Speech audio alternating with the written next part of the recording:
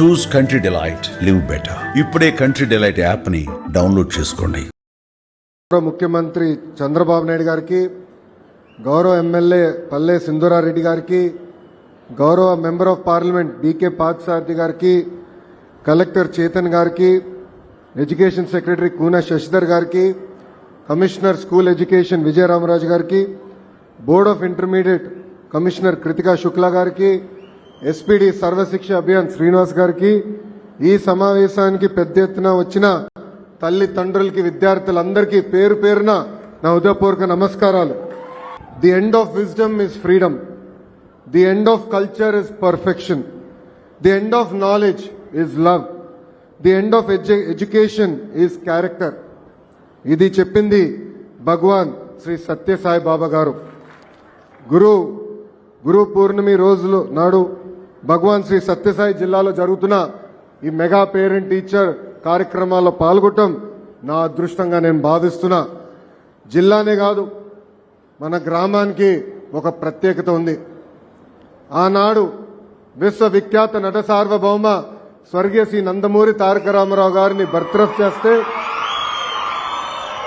ప్రజలు స్వచ్ఛందంగా స్పందించి అది రాజ్యాంగం విరుద్ధం అని చెప్పి పోరాడి ఇద్దరు వాళ్ళ జీవితం కోల్పోయారు. మన గ్రామం, అది మన గ్రామ విశేషత. నేను చదువుకునే రోజుల్లో కూడా పేరెంట్ టీచర్ మీటింగ్ జరిగేది. ఆ మీటింగ్కి నా నాన్నగారు ఏనాడు రాలేదు, మా తల్లి వచ్చేది. ఇప్పుడు కూడా నాకు ఒక అబ్బాయి ఉన్నాడు, దేవాంశ్. అతని పేరెంట్ టీచర్ మీటింగ్ కూడా నేను వెళ్ళలేకపోతున్నా, బ్రహ్మని వెళ్తుంది. కానీ మీ పిల్లల పేరెంట్ టీచర్ మీటింగ్కి గౌరవ ఆంధ్ర రాష్ట్ర ముఖ్యమంత్రి వరులు శ్రీ నారా చంద్రబాబు నాయుడు గారు హాజరవుతారు. గురు బ్రహ్మ గురు విష్ణు గురుదేవో మహేశ్వర, గురు సాక్షాత్ పరబ్రహ్మ తస్మై శ్రీ గురువే నమః. అంటే ప్రతి విజయం వెనకాల గురువు ఉంటారు. బ్లాక్ బోర్డ్ మీద చాక్ పీస్తో అక్షరాలు రాసిన ఛాంపియన్స్ మన గురువులు. క్లాస్ రూమ్లో చదువుతో పాటు జీవిత పాఠాలు చెప్పేది మన గురువు.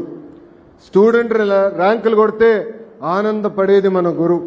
స్టూడెంట్కి ఉద్యోగాలు వస్తే గర్వంగా చెప్పేది మన గురువు. అందుకే మనం ఎంత ఎదిగినా, ఎంత పైకెళ్ళినా మన గురువుని, ప్రత్యేకంగా మన పాఠశాలని మనం జీవితాంతం గుర్తుపెట్టుకోవాల్సిన అవసరం ఉంది.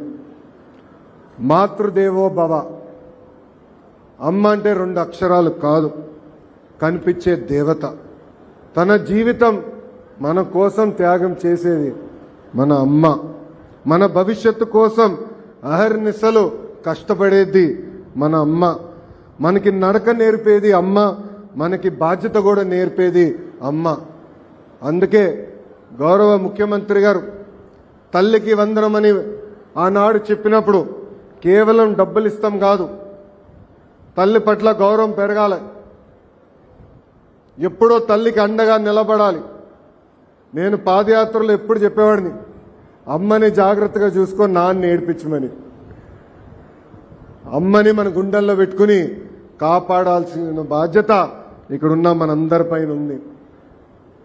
గౌరవ ముఖ్యమంత్రి గారు నన్ను విద్యాశాఖ మంత్రి చేసినప్పుడు నాకు ఒకటే చెప్పారు, ప్రైవేట్ పాఠశాలలకి ధీటుగా ప్రభుత్వ విద్యని తీర్చిదిద్దామని నేను చెప్పారు.